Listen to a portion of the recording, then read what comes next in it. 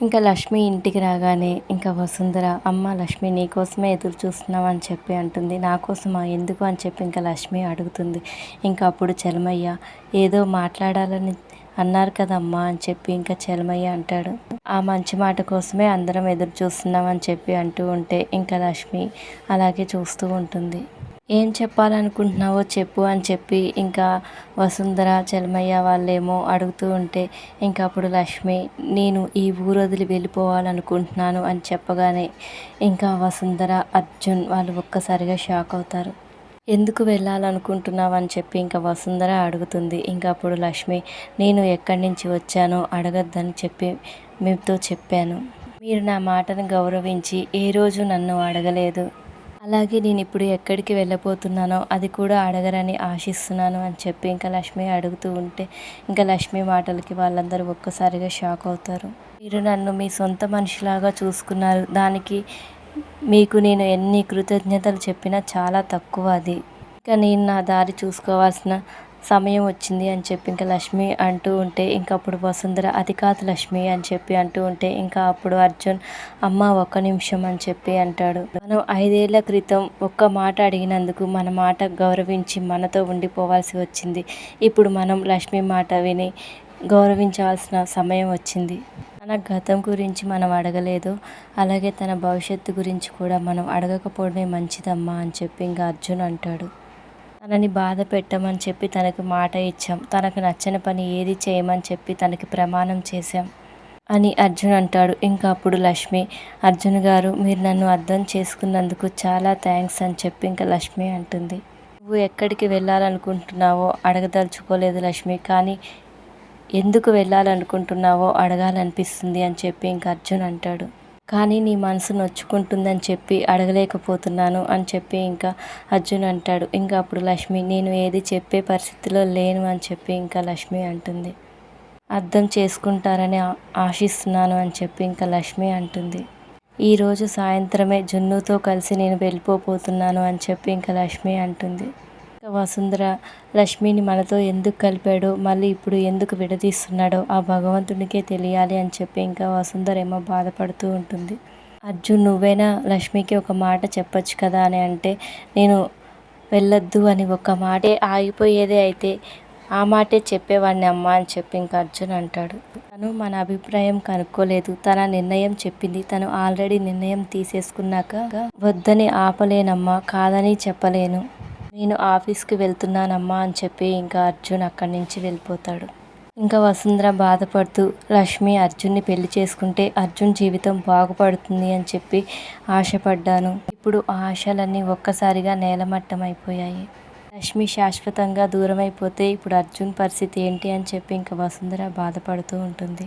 దీక్షితులు గారు అరవిందకి ఫోన్ చేసి, నువ్వు ఉన్నపలంగా శివాలయానికి వచ్చాయని చెప్పి అంటూ ఉంటే, ఏమైంది దీక్షితులు గారు, మిత్ర జాతకంలో మళ్ళీ గండాలు ఏమన్నా కనిపించాయా అని చెప్పి ఇంకా అరవింద అడుగుతూ ఉంటుంది.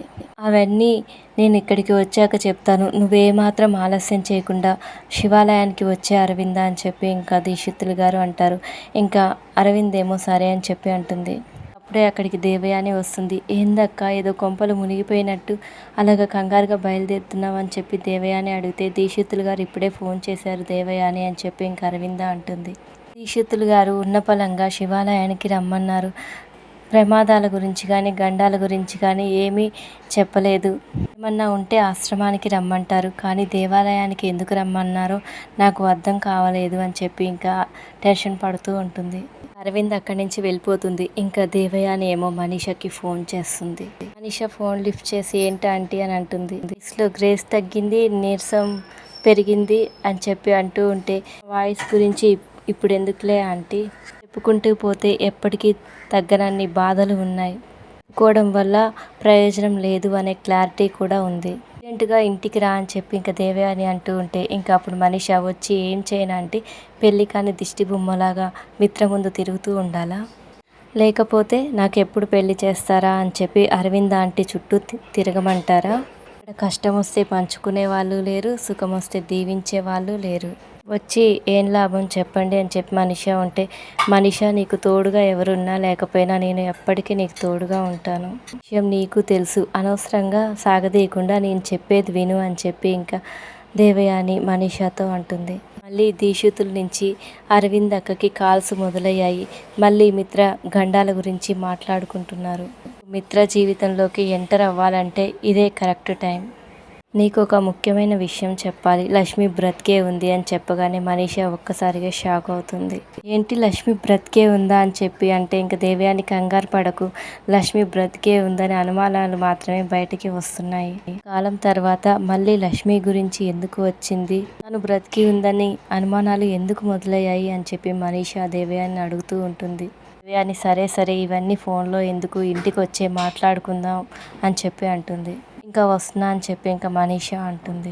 లక్ష్మి ఏమో ఇంకా బట్టలు సర్దుకుంటూ ఉంటుంది. ఇంకా బయట నుంచి వసుంధర చలమయ్య చూస్తూ బాధపడుతూ ఉంటారు.